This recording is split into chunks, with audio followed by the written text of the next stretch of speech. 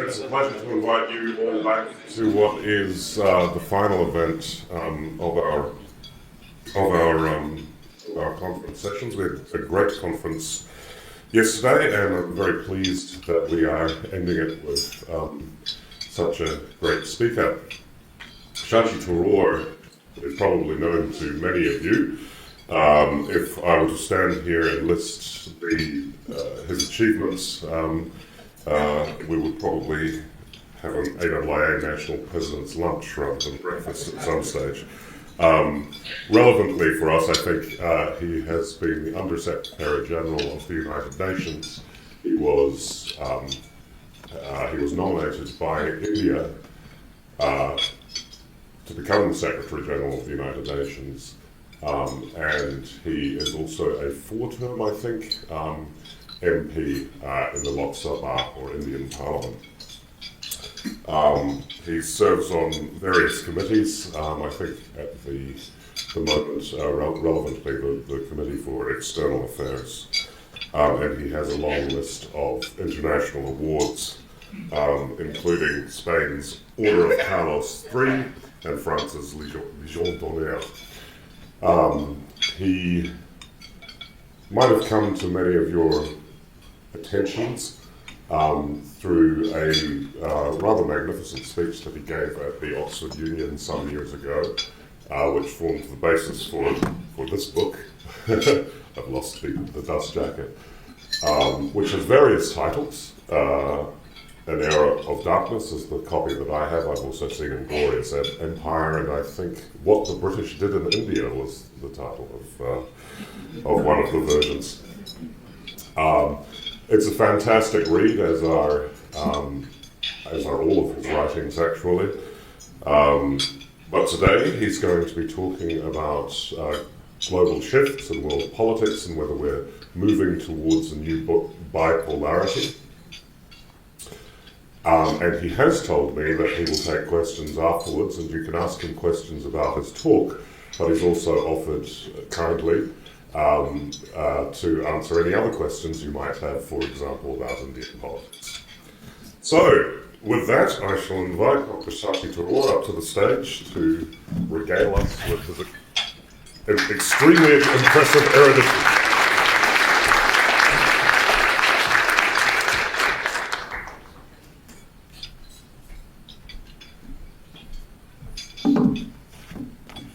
Thank you very much for that, Bryce. No British bashing today. I'm sitting next to one, I guess. But as the British Conservative Party says to its Prime Ministers, I shall not keep you long. My topic is, are we again facing a bipolar world? And I do want to say it's such a pleasure to have been at the conference yesterday and to join all of you this morning at the Australian Institute of International Affairs National President's Breakfast. And from what I've been given to understand, you've been given a breakfast that was hot and a discussion on a war, or the possibility thereof, which is cold. Now, exactly how cold this war is going to be, I'll get to shortly. But before that, I would like very much to thank the Institute for inviting me to the conference and asking me to deliver this year's President's Breakfast speech. Founded in 1933 by member organizations that trace their roots even earlier, this groundbreaking institute has emerged in the near century since its inception as Australia's oldest and most vigorous private forum for research and scholarship on politics and international affairs. Instead of taking stringent political stances on grave geopolitical issues, which may stifle the voice of its staff and fellows, the Institute places its prestige at the disposal of responsible individual voices, allowing them to articulate their outlooks by listening to the dictates of their consciences. And as a result, I think the publications of the Institute, such as the Australian Journal of International Affairs, the preeminent academic journal in this country on the subject, the quinquennial series Australia and World Affairs, and the popular online publication Australian Outlook, all tend in many ways to rally on the right side of history, championing the causes dear to humanity across our world. Another reason why I'm particularly happy to attend your conference and talk to you all this morning is just how broad-based the membership, a dazzling sample of which is here with us today, is, from venerable foreign policy practitioners and academics to public-spirited citizens with no formal grounding in foreign affairs, generals who've served around the world. The Institute boasts really a remarkable array of members, staff members, fellows, all of whom bring a diversity of views to the table, as I discovered yesterday, and this has enabled you all to take an enriching and kaleidoscopic view of many a geopolitical concern. So let me move on now to the question of whether our world is again on the brink of a Cold War. A question I've lately been grappling with in the Indian context, whether India finds itself in the crosshairs of two rivals in this putative Cold War 2.0. Now, while India's diplomatic and strategic ties with the United States continue to flourish, there's recently been a breakthrough in our relations with China, which had been frozen or indeed under very heavy strain since the 2020 skirmishes between the People's Liberation Army and the Indian soldiers along the Indo-China border in the high Himalayas. These facts present India with precarious terrain that we'll carefully have to navigate. At the same time, of course, the question remains, are we facing a crucial choice in a bipolar world? What about the context in which I'm asking this question? Post-World War II, it had become clear that the US and USSR were the only nations with the structural power to have overweening influence on the international system. The Cold War thus represented a global system of bipolarity. That's where this notion comes from.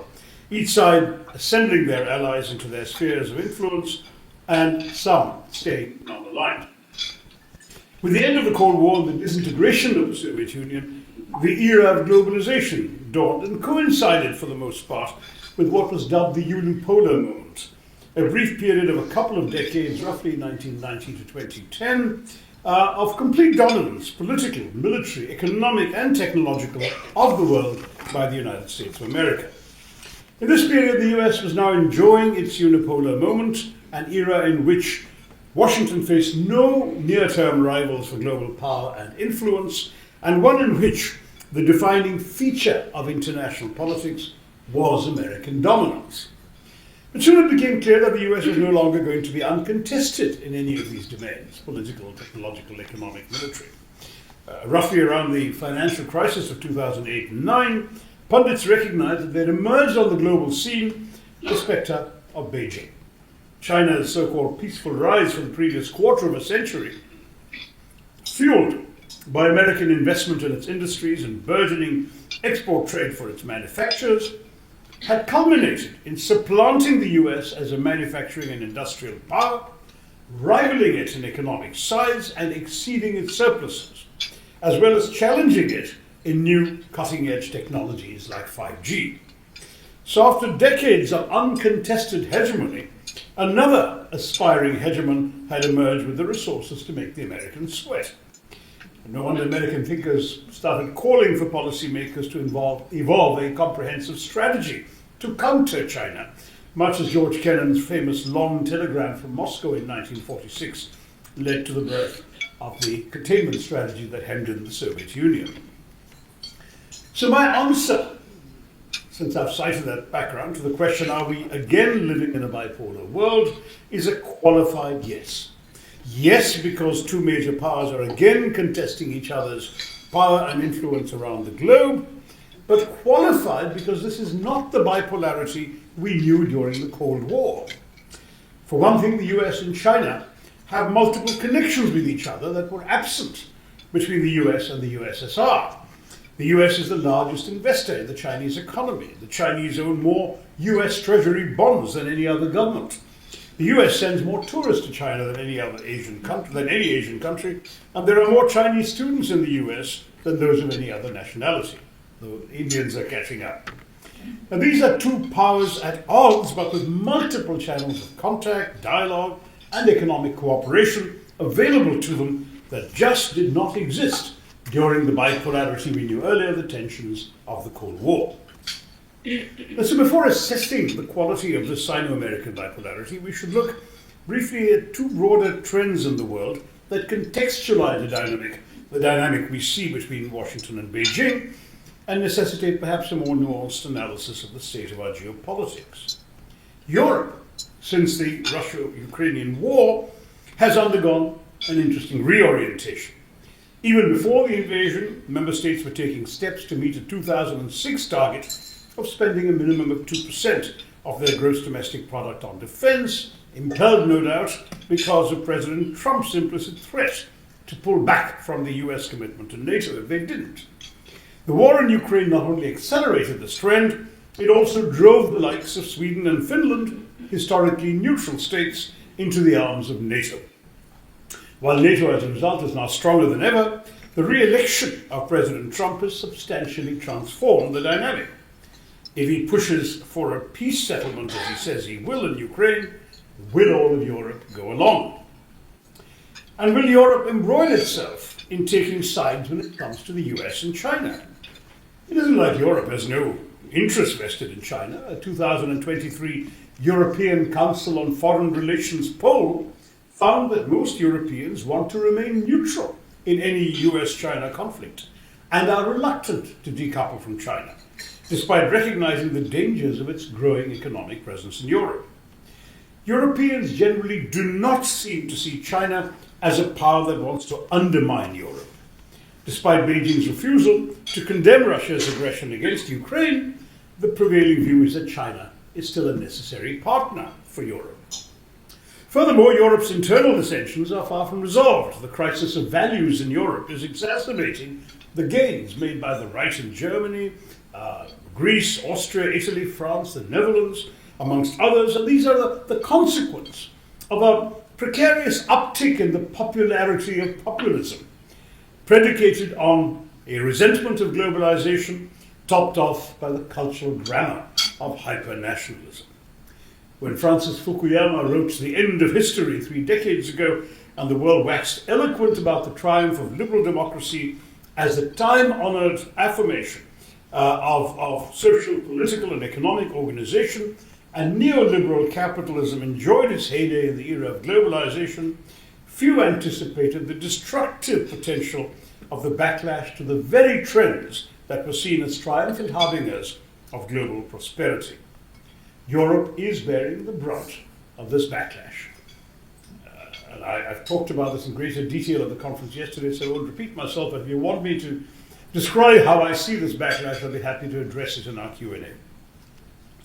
Now, then there is what is referred to as the rise of the rest, the so-called middle powers that have found considerable diplomatic leeway in the weakening bipolarity between the two major powers.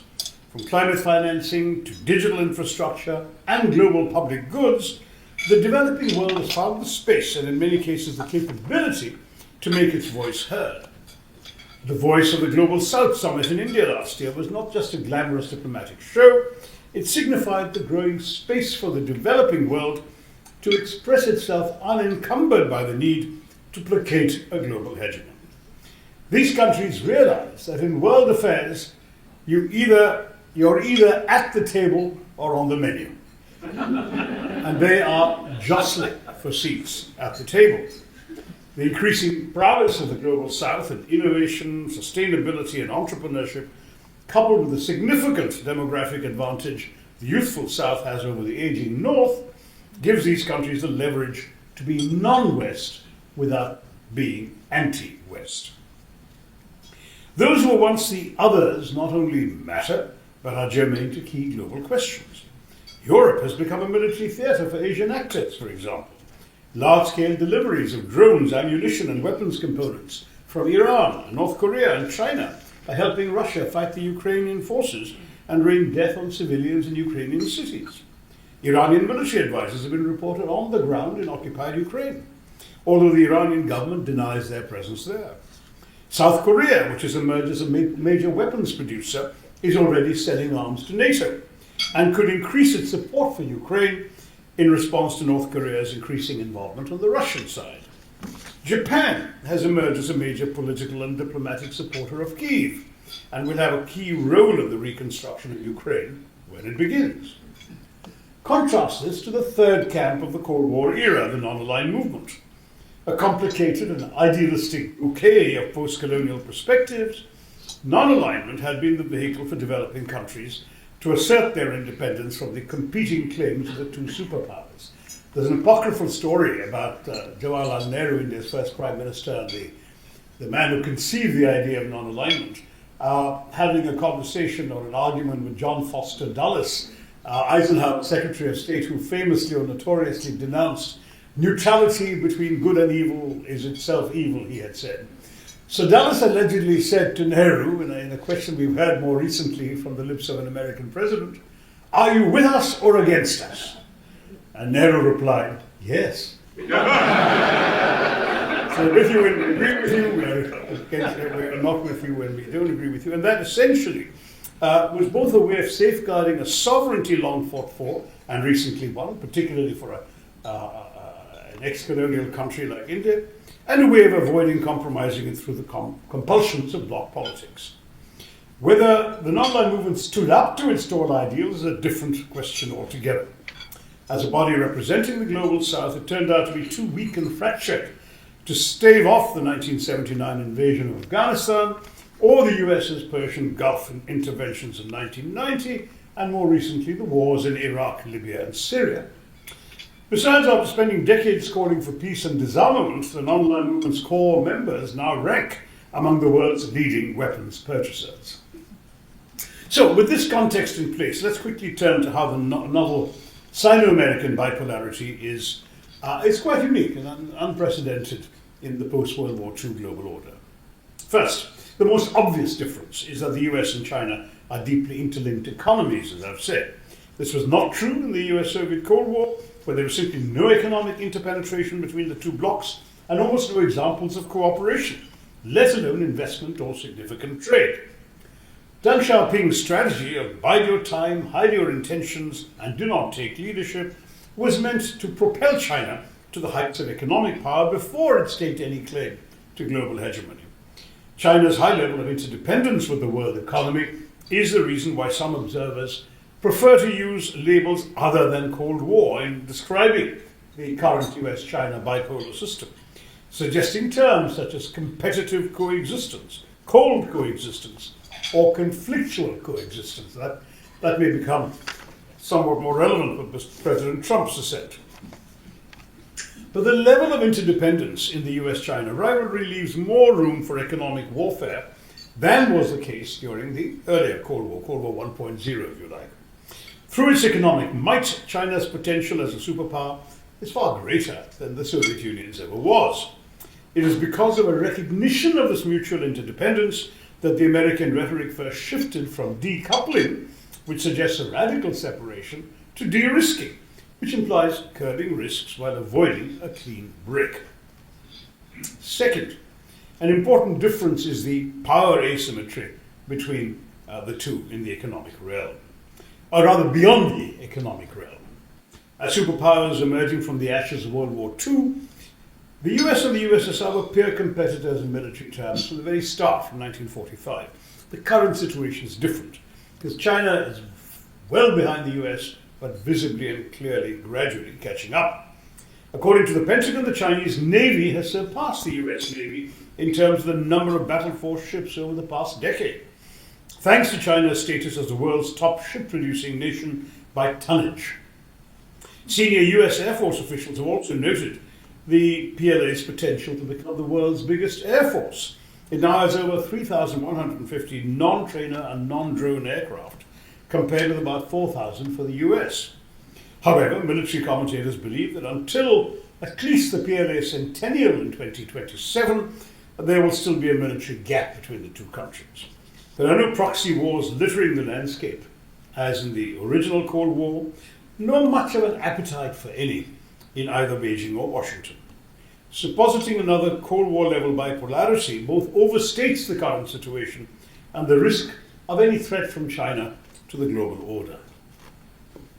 Third, with the USSR, the contestation and the American assertion of power was as much about capitalism and liberal democracy being the dominant modes of social, economic, and political organization versus communism as the alternative system, as it was about winning the game of power.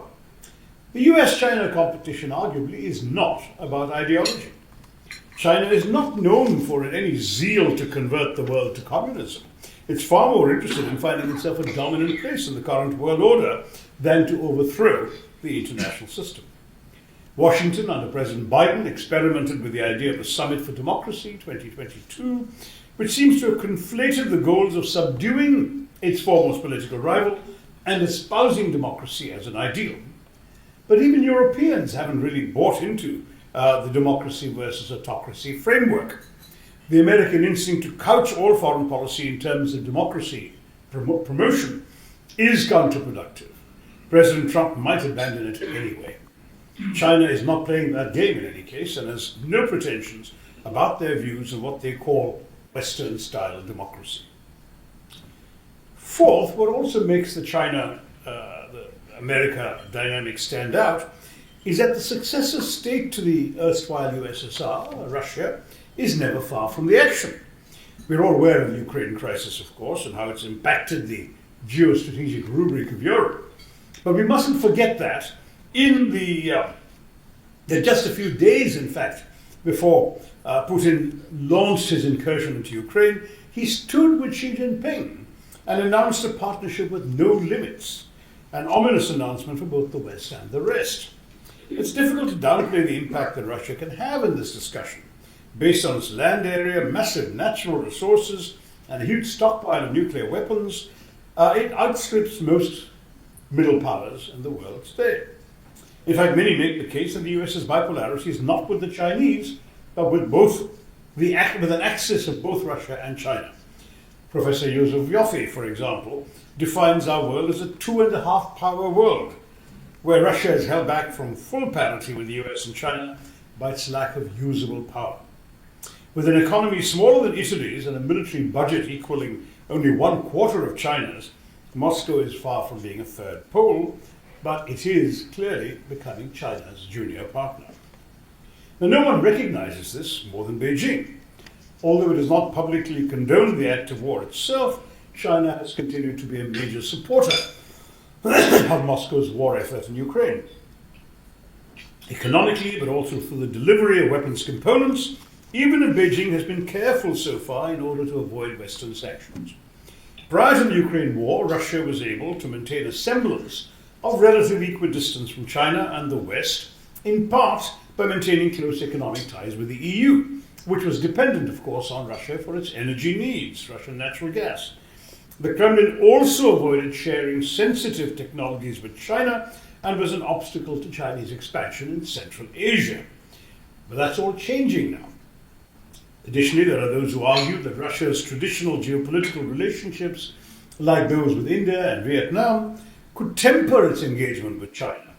In the opinion of those commentators, the foundation of mutual respect, historical ties, and extensive cooperation in various sectors, including defense, space, and nuclear energy with countries like India and Vietnam, will make Moscow think twice before deepening cooperation with China. But I'm not so convinced by this view.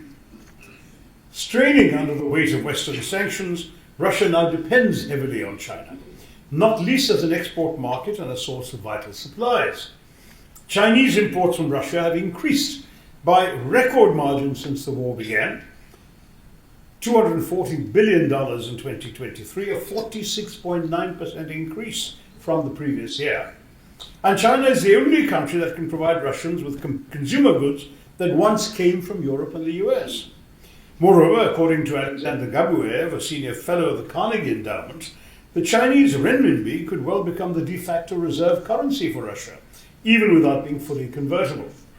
In backing Russia diplomatically, Xi demonstrates his refusal to be cowed by the West. And it doesn't hurt that Chinese companies, which have been reeling from regulatory crackdown since 2020, can now turn a tidy profit from their sales to Russia. The Kremlin, in any case, is in no position to complain about Chinese price gouging, let alone alienate China by failing to support its stance on key issues like Taiwan. As Gabuev put it, Russia is turning into a giant Eurasian Iran, fairly isolated, now with a smaller and more technologically backward economy, thanks to its hostility with the West. With few friends, Russia knows it has little choice but to stick with China. And a risen China has anyway seen less and less need to remain peaceful. Its tough new security clampdown in Hong Kong, you haven't forgotten your trade sanctions on Australia, the killing of Indian soldiers on our border, all of this reflect a newfound willingness to pursue its goals, its geopolitical goals, aggressively. So with this understanding of these 4 or 5 major factors I've outlined for you and how they shape the new bipolarity, we can look at how Washington has strategized its moves to safeguard its position in the balance of power. Naturally, the Americans realize that neither the Russians nor the Chinese can be addressed in isolation. In March 2024, for instance, Admiral John Aquilino, the former commander of the US Indo-Pacific Command, described the relationship between China, Russia, North Korea, and Iran as a nascent axis of evil.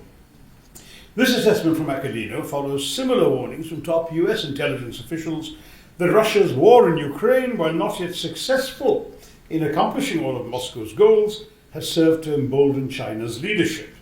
CIA Director William Burns had added that Russian success in Ukraine could stoke the ambitions of the Chinese leadership in contingencies ranging from Taiwan to the South China Sea.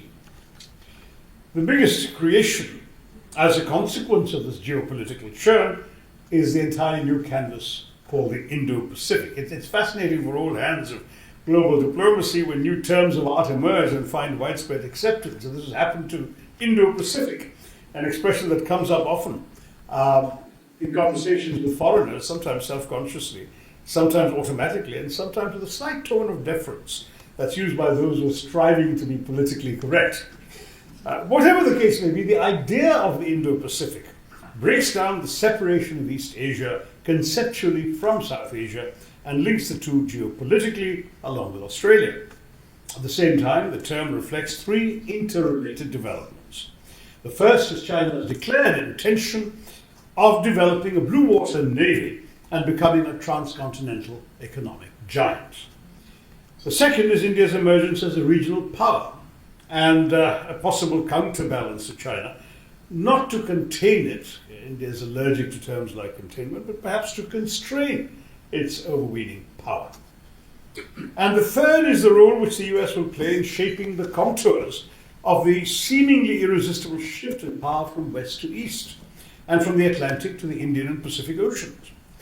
Taken together, this ideation of the Indo-Pacific region captures the growing might, geopolitical interests, and normative visions of these powers in a dynamic region.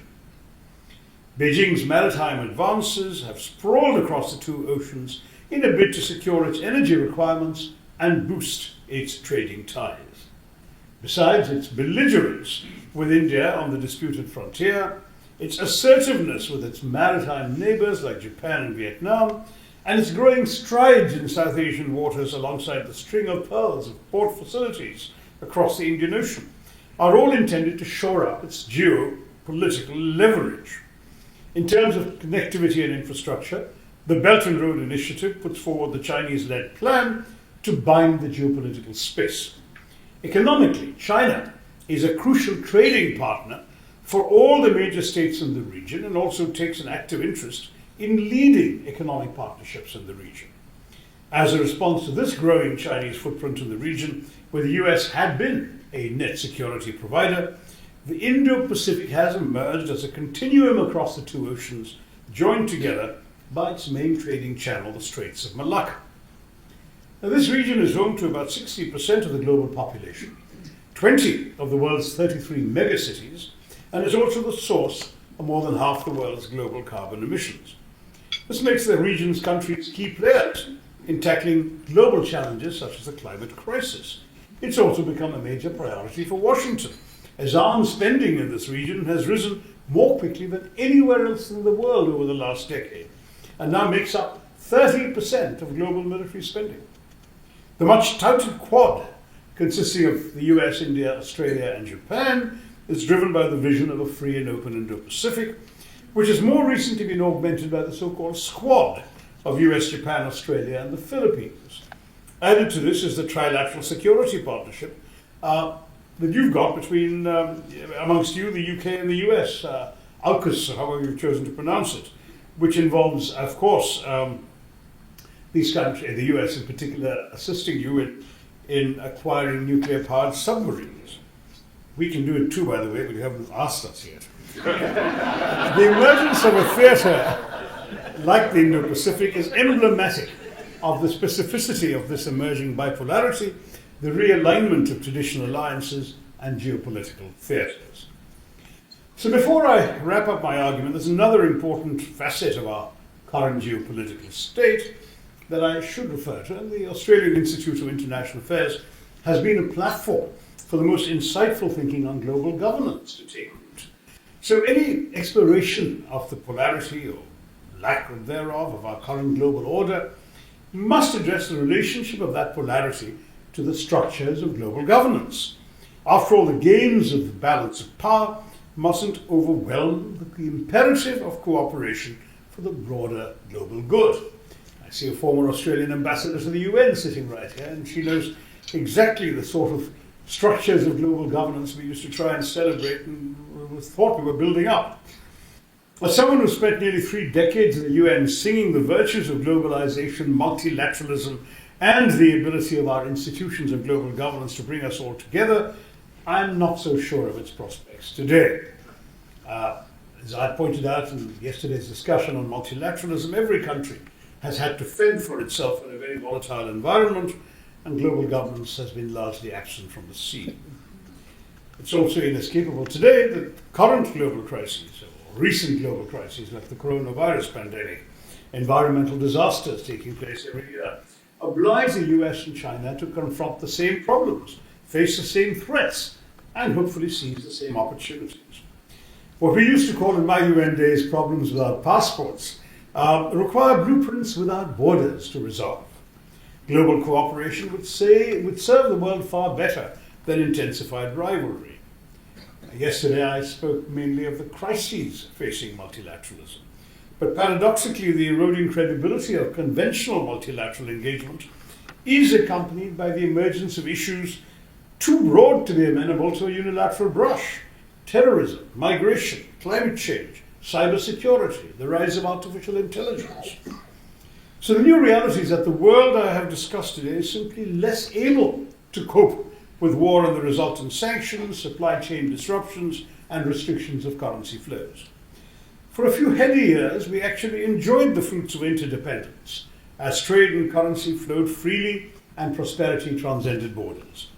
Today we are realizing that even a local war in the 21st century can have a global impact, including in creating new geopolitical fault lines which have forced countries to make difficult strategic choices. The UN has every reason to worry about its continuing relevance, with its image in the eyes of the public in further decline on account of its perceived inertia in preventing the Ukraine war, the invasion of the sovereign borders of one of its own member states by a permanent member of the Security Council, and also by its failure to even mitigate the horrendous loss of life in Israel's ongoing campaign in Gaza. Whereas the UN was the forum of choice in navigating global cooperation during the Cold War and preventing the world collapsing into another global conflict, today it no longer seems like the default option to counter the emerging global bipolarity. Now let me really wrap up. Like Egyptian mummies, we're all pressed for time. So given the nuances of the bipolarity I've gone to for you today, it is important to understand what drives state actors and to get our own priorities right. There's little doubt that Washington and Beijing, as of now, stand far ahead of the rest of the world in terms of their comprehensive national power. It's also equally clear that the movement toward a new geoeconomic equilibrium, as embodied in the economic trends marking deglobalization, as some call it, or reglobalization, depending on how you see it, is going to play a key role in determining the balance of power between them. Compared to the Cold War, today's bipolarity is definitely weaker, both because the power differential between the Americans and the Chinese is being diffused by the rise of the middle powers, and because they're hobbled by their respective domestic turbulences. At this critical juncture, where two rival powers are competing to eclipse each other in every sphere of importance, yet are not, thankfully, fighting each other belligerently, the world as a whole must proceed with caution. I'm confident that as it grows from strength to strength, as it has since its inception, the Australian Institute of International Affairs will help us chart a roadmap which these problem solvers and change makers can eventually follow, leading all of us away from the disorder and discord of today to a happier and hopefully more harmonious world tomorrow. Thank you all very much. Happy to take it.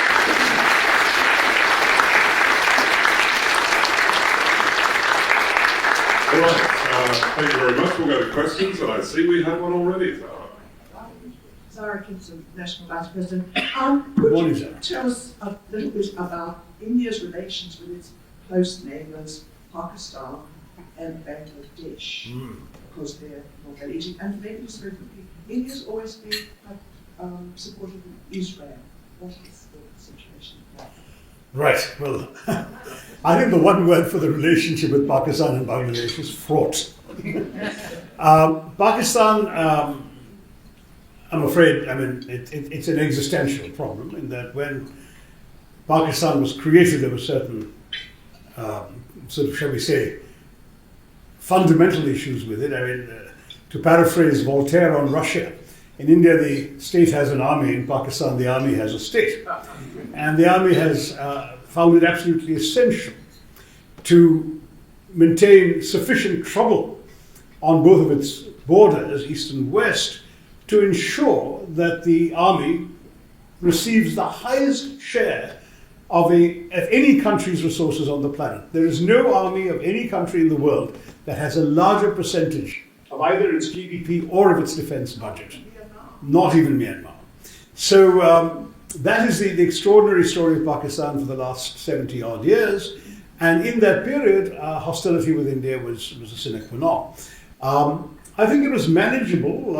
There were a couple of formal wars, and then the Pakistanis stumbled across the tactic, honed, I'm afraid, during the Mujahideen campaign against the Soviets in Afghanistan, of instead using proxies, terrorists and militants being spirited across the border to wreak havoc on ordinary people and indeed on Indian military and police forces. In order to, as one Pakistani strategist memorably wrote, to bleed India with 1,000 cuts rather than take it on in a direct war. So that is what India has been dealing with since 1989. There have been periodic eruptions into something worse. The famous Kargil conflict of 1999 in Pakistan sent soldiers dressed in civis across the border to take some strategic heights, and then the Indians fought them back and expelled them from there. But the whole thing was then followed by a serious peace initiative, which again crumbled when Pakistani terrorists, being commanded on the phone every minute by handlers in Pakistan, killed 166 Indians in the famous 26/11 attack in Mumbai in 2008, after which relations have simply not been anything close to normal, as you can well understand. Currently, we have no ambassadors or high commissioners in each other's country. There's this very, very sort of bristling hostility between the two, which is augmented by periodic eruptions of terrorist violence. India prefers to look beyond China, beyond Pakistan to China, but China is itself a major enabler of Pakistan. The largest single Belt and Road Initiative project that China has is in Pakistan. A highway connecting western China and Xinjiang all the way down to the Baluch coast and port of Gwadar. So it's really a major headache for India, which India thinks it can afford to ignore, but I'm not sure that that's ever going to be possible. It's also true that every time India wanted to make peace, there was not a receptivity on the other side. There have also been spasms of time when it looked as if the Pakistanis wanted to make peace, but the Indians have been burned too often to be receptive either. So there's been this sort of disconnect between the two. And so I can't say anything particularly inspired. There's a lot more detail I could give you, but I'll spare you for now. Bangladesh was a different kind of problem in that India was extremely close to the government of Sheikh Hasina Wajid, so close that they were seen as almost embedded with each other. And then she was overthrown by a popular revolt in February this year and has since come and sought refuge in India. But as a result, as you can imagine, relations with the interim government that has succeeded her are again somewhat complicated. There is no open hostility, but there's certainly mutual suspicion, and a lot remains to be seen what arrangements will follow the interim arrangements, how long the interim will last, and so on.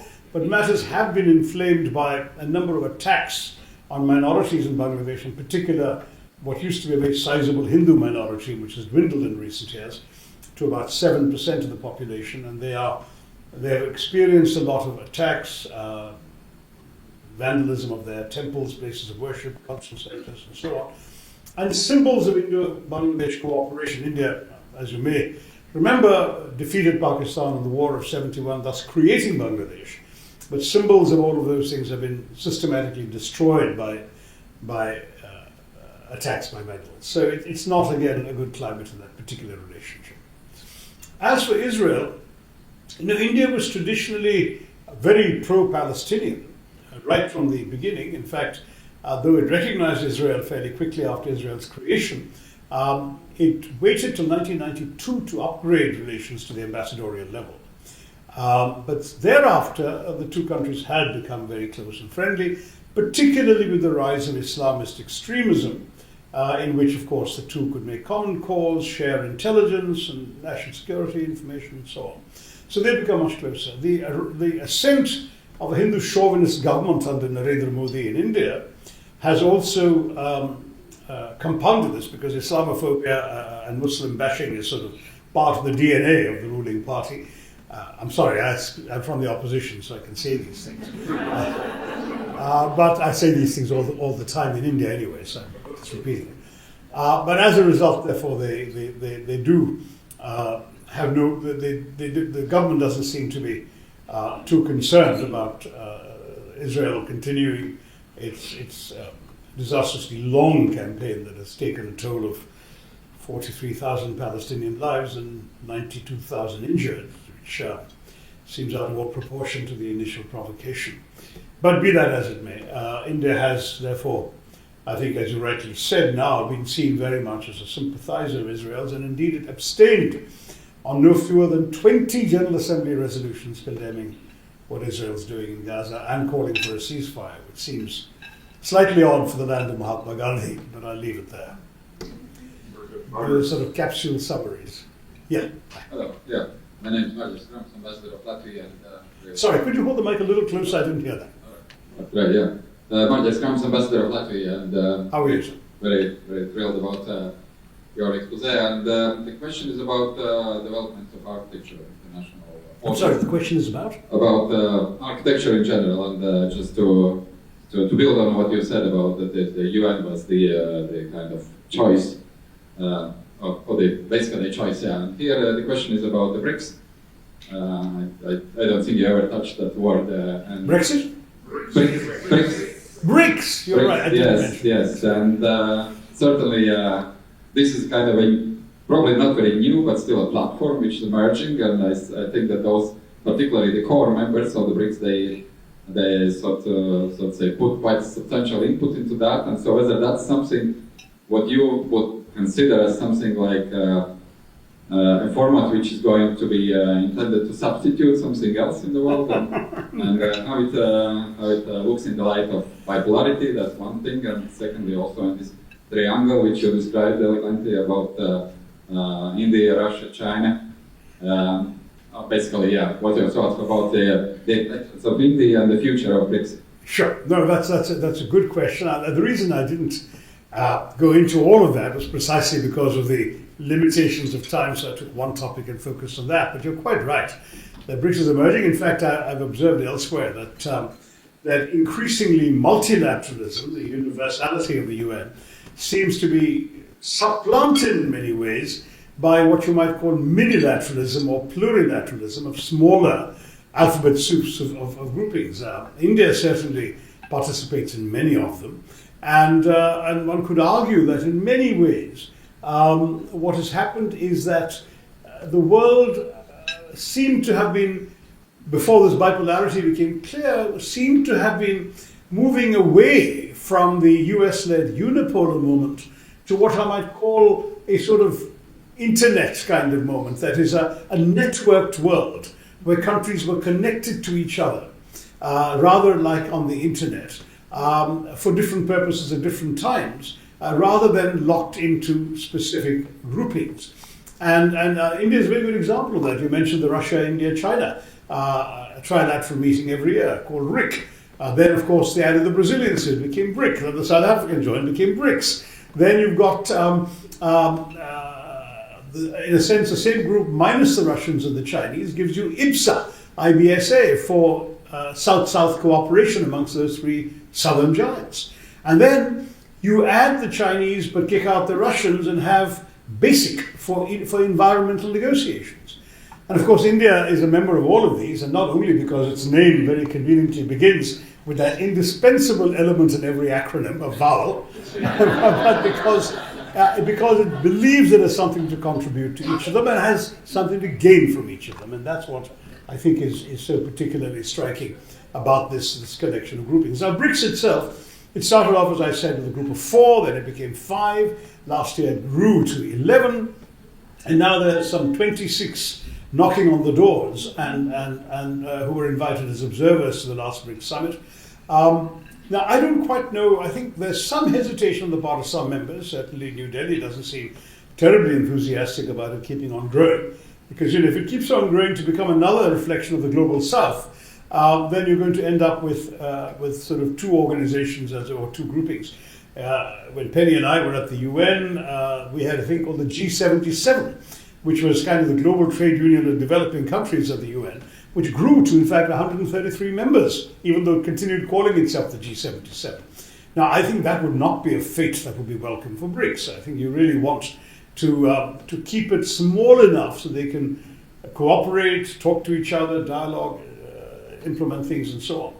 But now the geopolitics of it are getting complicated, because if China and Russia are forming an axis, which is part of what my speech was about, where does that leave the countries that don't necessarily see themselves affiliated to such an axis?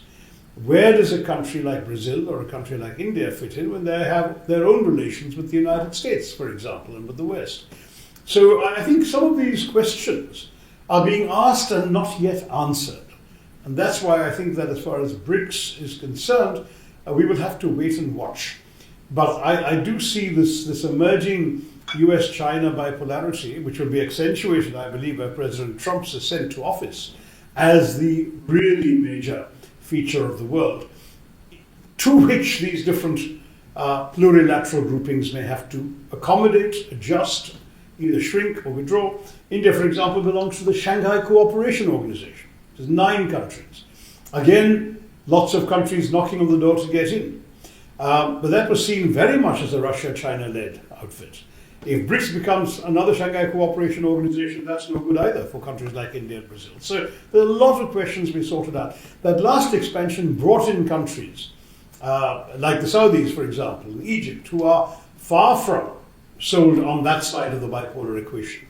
So it may well be a conscious effort to try and prevent BRICS expansion becoming a tool of one side in the global bipolarity. Let's wait and see. Okay, we are brushing up against time, but if you'll indulge us, we'll Sure. have one more. Prakash, you've had your hand up since the beginning, so... Thanks, Dr. Tharoor. Prakash Merchandani, Australian Institute of International Affairs, Victoria. Slightly different question, and good to see you again. About India. How is India tight-roping this Russia-US relationship in relation to the war? It seems like quite a difficult task. I understand you're in the opposition. No, but so far it's been doing it quite successfully. Very worse than this. India's in a tough spot. How is it actually managing to balance this? Right. Well, I actually made what turned out with hindsight, made a completely wrong-headed speech in Parliament, warning India against the line it was taking on Russia, and saying that this, not only are we going to be on the wrong side of history, but it will complicate other national interests. And as it's turned out so far, it hasn't. We have we've taken advantage of both sides of this conflict so far. We were the first country to fly humanitarian aid into Ukraine before the end of February, within days of the war. But we were also doing oil and gas deals with Russia, as a result of which Indian imports of Russian oil and gas, which were at 2% of our total imports of energy needs, have now gone up to 40%. The Russians don't have too many other buyers. The West and the US in particular have sort of condoned this or turned a blind eye to it, largely because they fully realize that if India didn't do that and Russian oil had no buyers, it would drive the price up of everybody else's oil, thereby costing American voters at the pump, for example, and so on and so forth. So there's this peculiar arrangement going on. India also refines a lot of the Russian fuel it's importing and then sells it as Indian refined fuel to America and the UK. So, there's a certain amount, if you like, of cynicism around, all around on this one. So in other words, it's been able to get away with retaining its closeness to Russia. When Modi went to Moscow and gave Putin his trademark hug, Zelensky understandably issued a very bitter statement. Whereupon, within 2 weeks, Modi had gone to Ukraine and given Zelensky the same hug. So India is still trying to play both sides, not just walking that tightrope, but dancing on it. And a somewhat modified Zelensky even started talking about India being a potential peacemaker between the countries. China still remains a problem. There has been a recent breakthrough, as I said, on the border, though we still have to see exactly how that's going to be implemented. The Chinese have not been particularly, shall we say, not been particularly reassuring in their conduct in the last few years. We've had a modus vivendi on the border. Since 1976, not a single shot had been fired in anger and no one had lost their lives.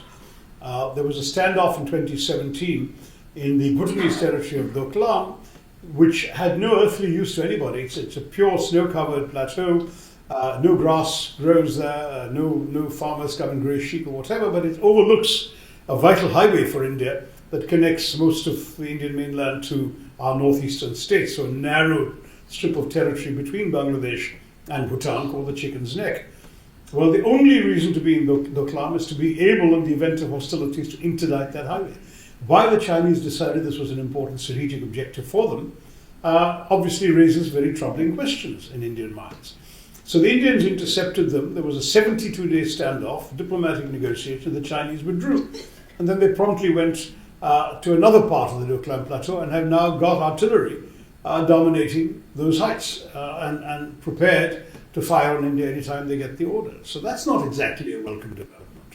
At the same time, India's import dependence in China has been shooting up. It's currently, our trade deficit is $101 billion in 2023 with China. The Chinese don't buy any of our stuff and they throw up trade and tariff barriers and non-tariff barriers to those who get to China. But they sell us things hand over fist, and the Indian business community has become so hopelessly dependent on these imports. They won't let Mr. Modi crack down on that. Indeed, the economic advisor to the government actually wrote a report this year urging more Chinese investment in the Indian economy.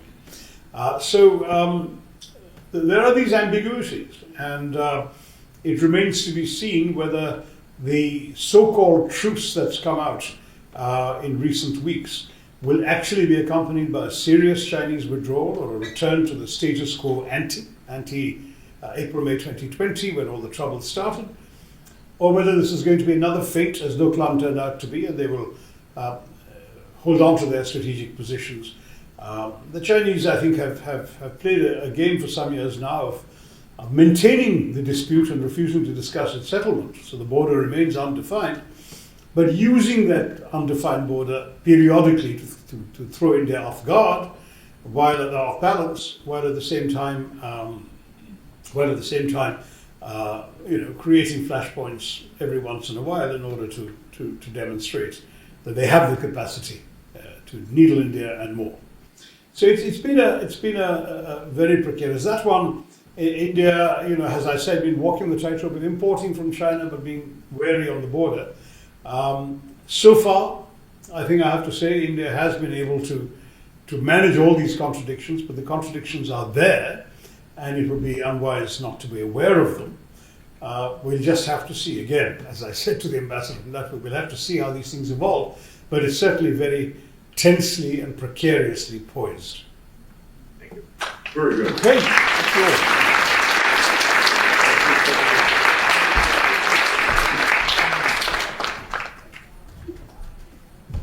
All right, thank you so much, Shashi Tharoor.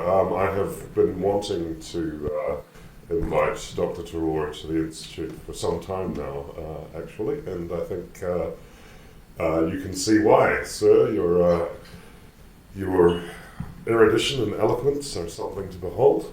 I'd also like to note that Shashi writes as beautifully as he speaks, and summer is coming up, so I'd encourage you to get one of his books for the summer holiday. But for now, that ends the proceedings of the AIIA National Conference 2024. Very, very pleased for the many shout-outs to the institution as well, Dr. Tharoor. I think very, very, very complimentary but also accurate statements. And I would like to thank you all for taking part in this, our cornerstone event of the Institute this year. We do hope that we will see you all again next year. And for now, I would bid you a good morning. Thank you very much.